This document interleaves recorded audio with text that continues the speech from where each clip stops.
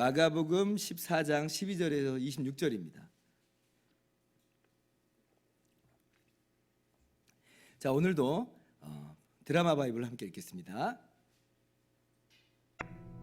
무교절의 첫날 곧 유월절 양 잡는 날에 제자들이 예수께 여짜오되 우리가 어디로 가서 선생님께서 유월절 음식을 잡수시게 준비하기를 원하시나이까? 예수께서 제자 중에 둘을 보내시며 성내로 들어가라. 그리하면 물 한 동이를 가지고 가는 사람을 만나리니 그를 따라가서 어디든지 그가 들어가는 그 집 주인에게 이르되 선생님의 말씀이 내가 내 제자들과 함께 유월절 음식을 먹을 나의 객실이 어디 있느냐 하시더라 하라. 그리하면 자리를 펴고 준비한 큰 다락방을 보이리니 거기서 우리를 위하여 준비하라. 제자들이 나가 성내로 들어가서 예수께서 하시던 말씀대로 만나 유월절 음식을 준비하니라. 저물매 그 12를 데리시고 가서 다 앉아 먹을 때 예수께서 이르시되 내가 진실로 너희에게 이르노니 너희 중에 한 사람 곧 나와 함께 먹는 자가 나를 팔리라. 나는 아니지요. 저도 아닙니다. 그들이 근심하며 하나씩 나는 아니지요 하고 말하기 시작하니 그들에게 이르시되 12 중에 하나 곧 나와 함께 그릇에 손을 넣는 자니라. 인자는 자기에 대하여 기록된 대로 가거니와 인자를 파는 그 사람에게는 화가 있으리로다. 그 사람은 차라리 나지 아니하였더라면 자기에게 좋을 뻔하였느니라. 그들이 먹을 때 예수께서 떡을 가지사 축복하시고 떼어 제자들에게 주시며 이르시되 받으라. 이것은 내 몸이니라. 또 잔을 가지사 감사기도 하시고 그들에게 주시니 다 이를 마시매 이것은 많은 사람을 위하여 흘리는 나의 피, 곧 언약의 피니라. 진실로 너희에게 이르노니 내가 포도나무에서 난 것을 하나님 나라에서 새 것으로 마시는 날까지 다시 마시지 아니하리라. 이에 그들이 찬미하고 감람산으로 가니라. 아멘, 할렐루야.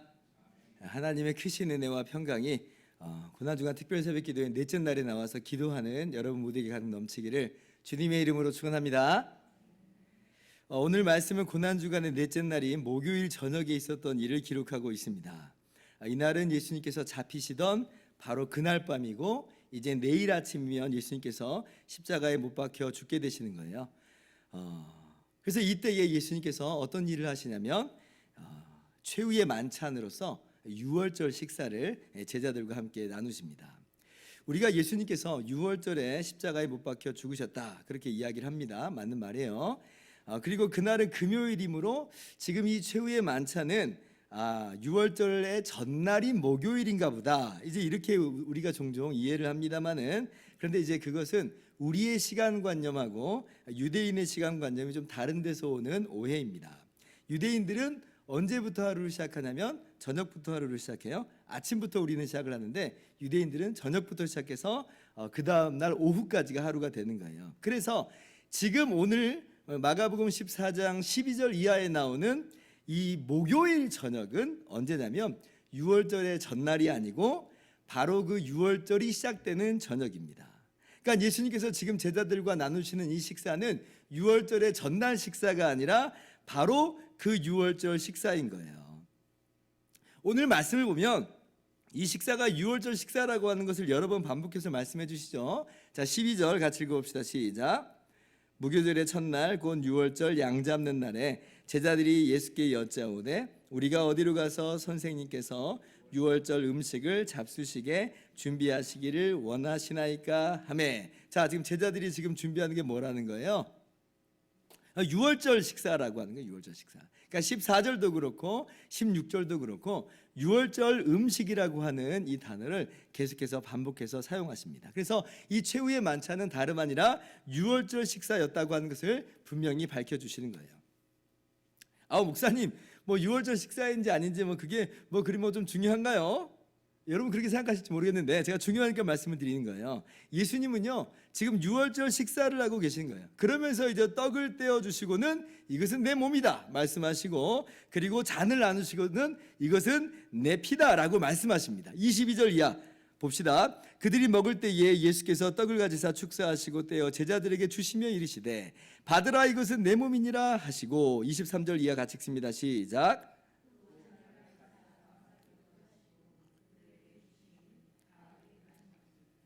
이르시되 이것은 많은 사람을 위하여 흘리는 나의 피 곧 언약의 피니라. 유월절 식사를 하는데 주님께서 좀 난데없는 퍼포먼스를 하시는 거예요. 떡을 떼어주시면서 이건 내 몸이다, 잔을 나눠주시면서 이건 내 피다라고 말씀하세요. 아니 도대체 식사하다 말고 이게 갑작스러운 무슨 행동이신가? 아마 제자들이 조금은 당황했을지도 모르겠습니다. 우리도 그냥 아무런 생각 없이 들으면 우리가 만약 이 현장 가운데 있다 그러면 좀 어리둥절한 그런 상황이라 이렇게 우리가 여길 수 있겠어요. 그런데 자, 유월절이라고 하는 이 배경을 이해하면서 들으면 아하, 이것이 바로 예수님께서 구약 출애굽기 때 나온 그 유월절 사건을 의도하시면서 말씀하시는 거구나 라고 하는 것을 우리가 깨달아 알 수가 있는 거예요. 아무런 의미 없이 그냥 예수님께서 하시는 게 아니라 유월절을 배경으로 하고 염두로 하시면서 지금 이러한 행동을 하신다라고 하는 겁니다. 자, 그러면 구약의 이 출애굽기에 나온 유월절 사건으로 한번 가봅시다. 출애굽기를 보면 이스라엘 백성이 애굽에서 400년 동안 이 비참하게 종살이를 하고 있었죠. 자신들의 힘과 노력으로는 도저히 헤어나올 수 없는 그런 절망적인 상황이었어요. 그런데 하나님께서 그러한 이스라엘 백성들을 불쌍히 여기셔서 모세를 보내주시고 모세의 손을 통해서 애굽의 10가지 재앙을 내리십니다. 애굽왕 바로가요, 9번째 재앙까지는 꿈쩍도 안 했어요. 말을 이리저리 돌려가면서 어떻게 하든지 이스라엘을 보내려고 하지 않았단 말이에요. 그런데 자, 이제 하나님께서 마지막 10번째 재앙을 보내실 때에 애굽왕 바로가 꼬꾸라집니다. 그래서 이스라엘 백성을 내보내는 거예요. 여러분, 그 10번째 재앙이 뭔지 아시죠? 애굽의 모든 처음 난 자를 이 바로의 처자들로부터, 바로의 장자로부터, 노예는 물론이고 짐승의 처음 난 새끼까지도 다 죽이신다는 거예요. 엄청난 재앙이죠. 말이 장자를 죽인 거지 사실은 애굽의 모든 가정을 치신 거예요. 죽음이 없는 가정이 없어요. 다 죽는 거예요. 그런데 하나님께서 이 애굽 땅에 거주하는 이스라엘 백성에게는 피할 길을 주십니다. 그게 뭐냐면 어린 양을 잡아다가 그 피를 문 임방과 좌우 설주에 바르라. 그러면 내가 너희를 죽이지 않고 넘어가리라, 이렇게 말씀하세요. 그래서 이게 유월절이에요. 유월이라고 하는 말은 넘어간다는 겁니다. 죽어야 되는데 죽지 않고 넘어가신다는 거예요. 넘어가신다. 그래서 이스라엘 백성들이 그 밤에 그러니까 지금 목요일 밤이에요. 목요일 밤에 양을 잡아 피를 바르고 그 양을 무교병과 함께 먹었습니다. 이것이 유월절 식사의 시작이에요. 그리고 정말 어떻게 돼요? 피를 뿌린 이스라엘 집은 한 사람도, 짐승 새끼 한 마리도 죽는 법이 없는데, 그런데 애굽의 온 집에는 죽지 않는 집이 없이 다 죽음 가운데, 사망 가운데 놓이게 됐습니다. 그래서 이스라엘 백성들을 내보내게 된 거예요. 이스라엘 백성들이 그래서 출애굽한 거죠.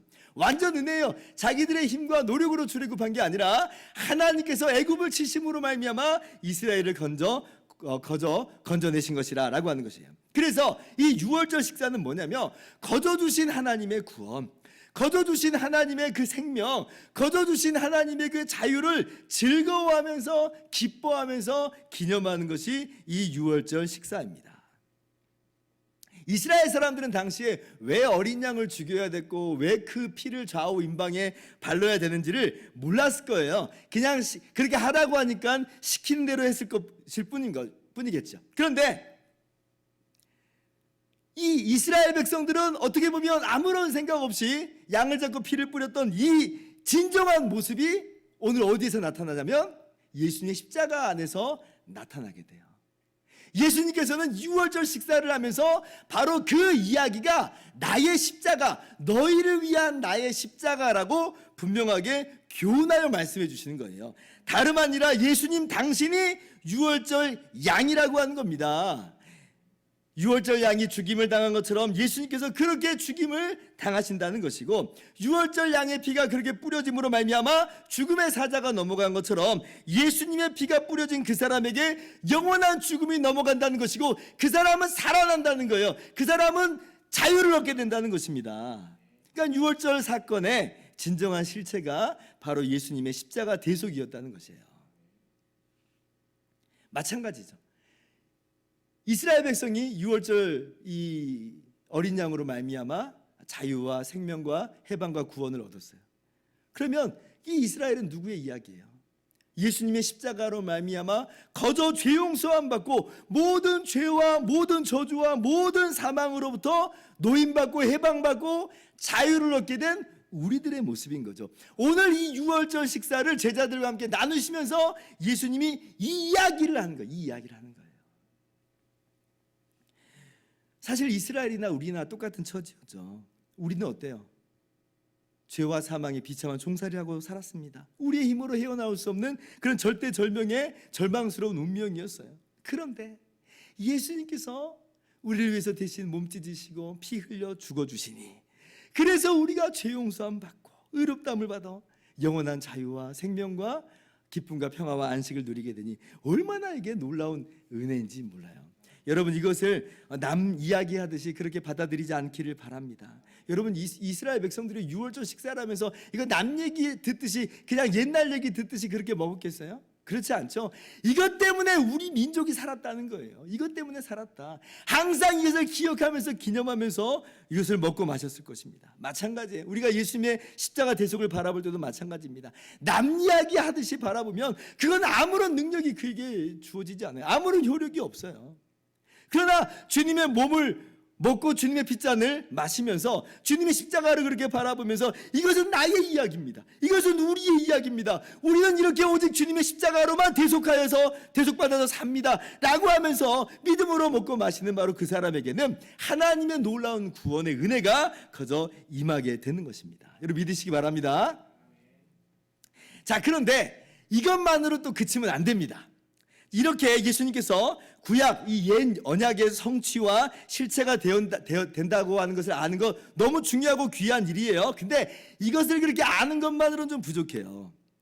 예수님께서는 이 최후의 만찬을 통해서 더 깊고 심오한 은혜를 교훈하여 주십니다. 그게 뭐냐면, 자, 예수님의 대속은 다름 아니라 예수님께서 우리와 하나가 되어주시는 이 신비한 연합으로 인하여서 그 효력을 우리한테 주신다는 거예요. 이것을 또한 이 최후의 만찬 가운데서 제자들과 함께 이 떡과 잔을 나누시면서 분명하게 교훈하여 주십니다. 자, 예수님께서 떡은 예수님의 몸이라, 또 피는 이 잔은 예수님의 피라 하시면서 뭐라고 하세요? 이걸 먹고 이걸 마시라 하세요. 이걸 마시라. 그냥 의미만 설명하는 게 아니라는 거예요. 이것을 실제 먹고 마시라라고 하세요. 그러므로 어떤 일이 일어난다는 거예요? 먹고 마심으로 말미암아 실제로 예수님께서 우리와 그렇게 하나가 되어 주심을 보여주시고자 하는 거죠. 요한복음을 보면 이 사실을 더욱더 분명하게 말씀해 주십니다. 요한복음 6장 56절 같이 읽어봅시다. 시작.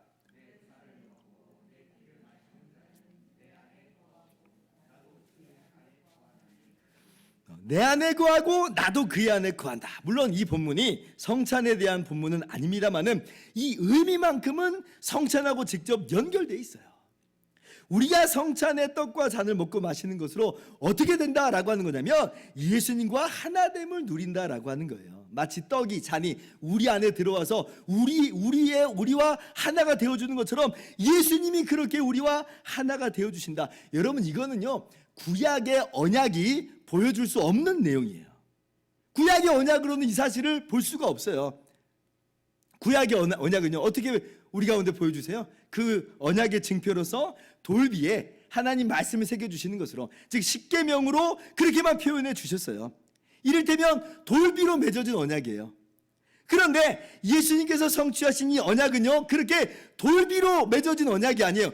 돌비로 묶여진 게 아니라는 거예요. 예수님께서 우리와 하나가 되어 주셔서 맺어진 언약, 그렇게 묶여진 언약이라고 하는 겁니다. 이것이 이 신약의 새 언약과 구약의 언약과 구별되는 지점이에요. 하나님께서 성령을 우리에게 보내주셔서 성령의 역사로 말미암아 예수 그리스도를 우리와 하나가 되게 하심으로 그 구원의 효력이 우리에게 주어졌다는 거예요. 돌비로 말미암아 주어진 게 아니라 주님과 연합으로 말미암아 이 구원의 효력이 주어졌다. 얼마나 이게 놀랍고 대단한지 몰라요. 왜냐하면 그러므로 하나님께서 이제 우리를 보실 때 무엇을 보시냐면 우리와 하나가 되어주신 예수 그리스도 안에서 우리를 보시는 거예요. 주님과 우리를 따로따로 보시는 게 아니고 예수 그리스도 안에서 예수님과 하나가 된 우리를 보세요. 그러니 우리가 여전히 허물이 많고 죄도 많고 엉망진창이 많음에도 불구하고, 그럼에도 불구하고 우리가 버림받지 않는 이유는 뭐냐? 우리가 주님 안에서 확실한 구원을 얻었다라고 우리가 확실하게 이야기할 수 있는 이유가 뭐냐? 주님과 한 덩어리가 됐기 때문에, 주님과 연합하게 되었기 때문에 그래요. 예수님께서 오늘 이 성찬을 통해서 그렇게 우리와 하나가 되어주심을, 그러므로 말미암아 주님의 십자가 대속이 우리에게 효력이 미쳐지게 됐음을 분명히 교훈하여 주시는 겁니다. 우리가 이 사실을 보지 못하면 정말 많이 놓치는 거예요. 우리는 주님의 십자가 대속으로 구원받습니다. 그런데 어떻게 구원받은 거냐면 주님과 하나가 되어서 주님의 그 십자가 대속이 우리에게 영원토록 효력이 되는 것이에요. 이제 말씀을 마칩니다. 우리의 유월절 어린 양 대신 예수님을 바라보시기를 바랍니다. 주님의 피 아니면 우리가 죽어야 됐고, 주님의 찢기신 몸 아니면 우리가 이 죄와 저주와 사망에서 헤어나올 수가 없었어요. 그런데 하나님이신 예수님께서 유월절 어린 양으로 이 땅에 오셔서 우리를 위해서 대신 몸 찢으시고 피 흘리심으로 말미암아 우리의 모든 죄를 다 대속하셨어요. 우리는 그래서 아무런 공로 없이 거저 죄 용서함 받고 생명과 구원과 자유를 얻게 됐습니다. 그러니 우리가 어찌 감사하지 않을 수가 있겠어요. 근데 그 정도만이 아니라 주님께서 어느 수준까지 이루셨냐면 성령으로 말미암아 우리와 하나가 되어 주셨다. 여러분, 세상에서는요 강한 사람하고 한 편 먹고 싶어 합니다. 그런데 예수님은 약하고 더러운 우리와 하나 되기를 부끄러워하지 않으셨어요. 그렇게 우리와 하나가 되어주셔서 우리의 모든 연약함과 모든 부족함을 그 몸으로 다 가려주시니 이게 얼마나 감사한지요. 우리가 영원히 주님 안에서 안전함을 누리게 됨을 믿으시기 바랍니다. 주님께는 아무런 이득 없는 일이에요. 주님께는 아무런 이게 유익되는 일이 아니에요. 그러나 이렇게 하신 이유는 오직 하나, 주님께서 우리를 사랑하시기 때문에. 주님이 이렇게 저와 여러분을 사랑하심을 믿으면서 주님 안에서 발견되어지고 주님 안에서 그렇게 담대하게 살아가는 저와 여러분 되기를 주님의 이름으로 축원합니다.